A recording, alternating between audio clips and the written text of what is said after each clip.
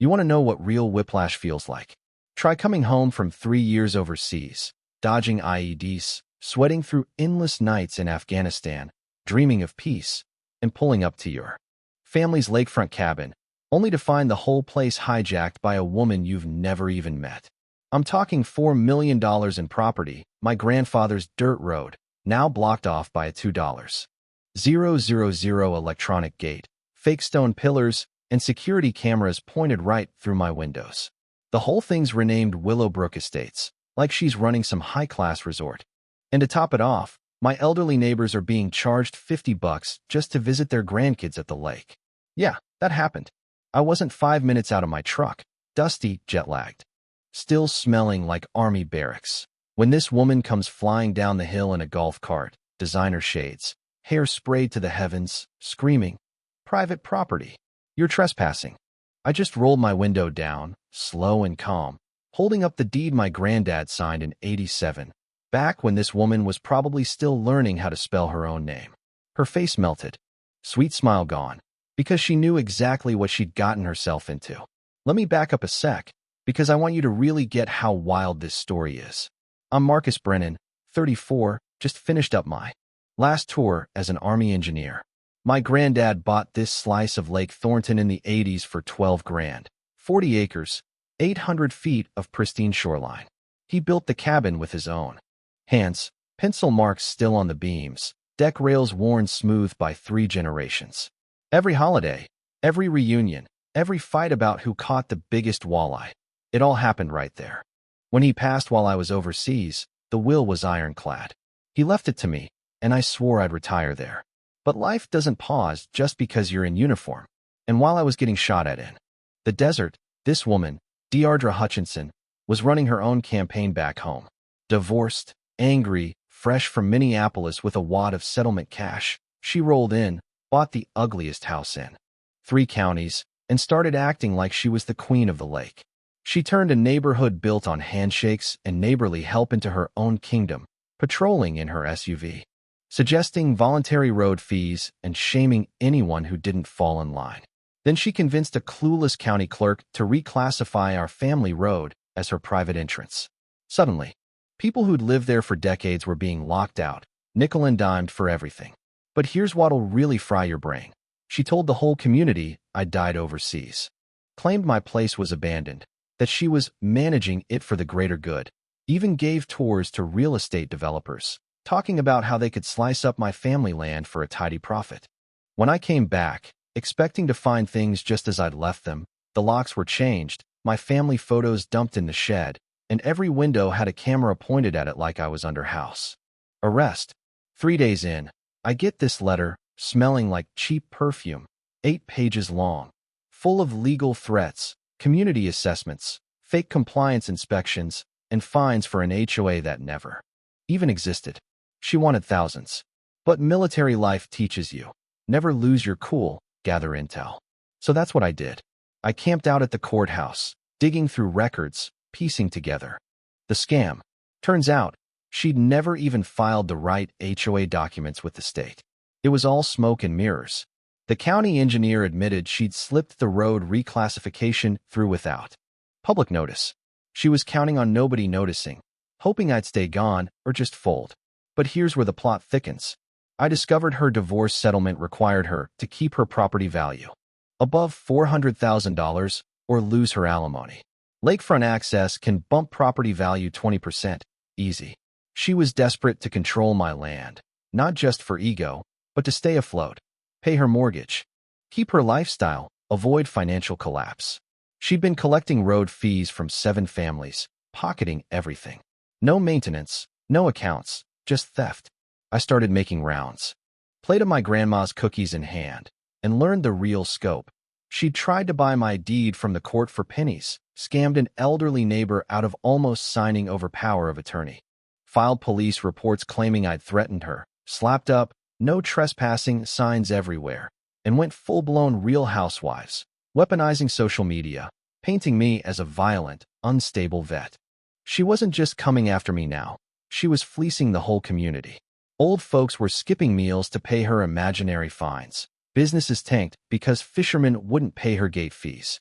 That's when I realized it's not just a personal fight anymore. It's a battle for everyone here. My counterattack started with the law. I teamed up with Sarah and Tom Justice, attorneys who'd been quietly researching her fake HOA. Mike from the bait shop, whose business was dying thanks to her scam, rallied the weekend fishermen. Our county commissioner, facing re-election and sick of Deardre's drama, wanted the mess cleaned up fast. Even my military JAG officer got involved after she tried reporting me as a PTSD danger, which backfired big time. Piece by piece, the house of cards came down.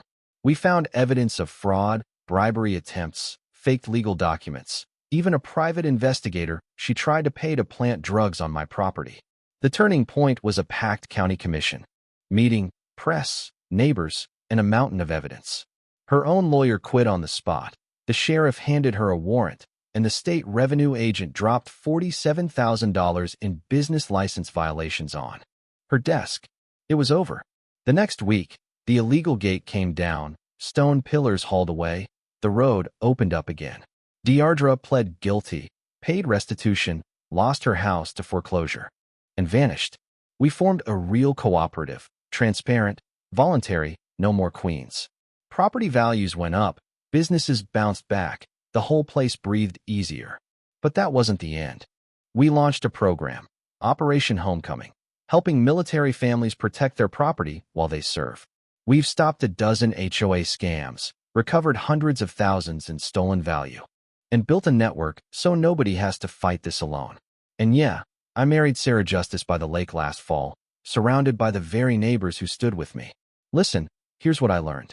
Always verify any HOA. Document everything. Pay for a real survey. Don't let anyone bully you off your land, especially when you're serving your country. And never underestimate what a community can do when they stand together against a fraud. So, what would you have done if it was your family's legacy on the line?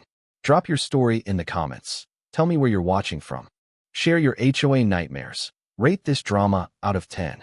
And if you want to see more stories where the underdog actually wins and karma gets delivered, hit that subscribe button. Because this fight, it's just getting started. And trust me, you won't want to miss what's coming next. You know, after the dust settled and Deardre slinked off to wherever suburban villains go to lick their wounds. You'd think things would quiet down, right? For a while, it almost felt like it. Lake air crisp in the mornings, neighbors waving again. No more strangers filming my cabin from behind mirrored sunglasses. That first week, watching county crews haul off her fake pillars and that ugly brass mailbox, it was like finally exhaling after holding my breath for years. The place felt lighter, almost like Grandpa was nodding in approval from somewhere just past the pines. But the weird thing about fighting a battle that big, it changes you, and it changes a community. Suddenly, folks weren't just fixing docks and swapping fish stories. They were organizing, double-checking deeds, looking out for each other in ways that went deeper than just borrowing a cup of sugar. Our little road maintenance group turned into something more, a real community, transparent about every dime, no secrets, no strong arms, just neighbors making decisions together for the first time in decades. And yet, I couldn't shake the feeling that my war wasn't quite finished. Because once you peel back the rock and see what's been crawling underneath, once you realize how easy it is for a single bad actor to flip your life upside down, you start seeing red flags everywhere. I started getting emails from strangers across the state, even from out of state. Veterans, retirees, single moms, all sharing horror stories about fake HOAs, corrupt property managers, and legal threats that left them feeling like David against Goliath, except no one handed them a slingshot. It fired me up in a way I hadn't felt since my first deployment. Sarah, now my wife and my co-conspirator in all things justice, was right there with me. She'd gone from skeptical attorney to full-on property rights crusader, digging through legal code, connecting with advocacy groups, rallying a network of people who'd had enough of being bullied by paper tyrants. That's how Operation Homecoming was born. It started simple, just a few volunteers offering legal advice and a website breaking down the steps to verify if an HOA is even real. But the more we dug, the more we realized. The problem was way bigger than just one lake, one scam, or one unlucky soldier. State after state, we found loopholes and lazy clerks, paperwork that got rubber stamped without a second glance. and people losing land they'd lived on for generations. And the scammers? They counted on folks being too busy or too scared to fight back. We weren't about to let that stand. With Sarah running point on the legal side, Mike Patterson running fundraising through his legendary bait shop cookouts and fishing tournaments, and Janet Holloway, now a full-on political ally, helping us chase down grants and media coverage, things took off. Before long, we'd helped dozens of families, shut down fake HOAs, and even forced the state to pass a law requiring double verification for all property management filings. But of course, karma doesn't run on a schedule. You push back against one bully, and 3 more step up, thinking they're smarter. Just 3 weeks ago, I got a call from a Marine out in Ohio. His family's been working the same farm since the 1920s, and now the city council wants to bulldoze it for some billionaire's golf course, using eminent domain like it's monopoly money. But here's the twist. Turns out the original deed from 1897 mentions old mining rights, meaning the city can't legally touch the land without federal sign-off. If that isn't a powder keg waiting to blow, I don't know what is. And you better believe we're on it. Every time I get one of these calls, I remember those long nights on my grandfather's porch, wondering if I'd ever feel at home again. Now I know, home isn't just a place. It's the people who refuse to let the bad guys win. We've built something bigger than one victory. We've started a movement. At the last Lake Thornton festival, 3,000 people showed up, vets, fishermen, families, sharing stories, trading legal tips, and making sure nobody else gets steamrolled by a paper queen with a shiny mailbox.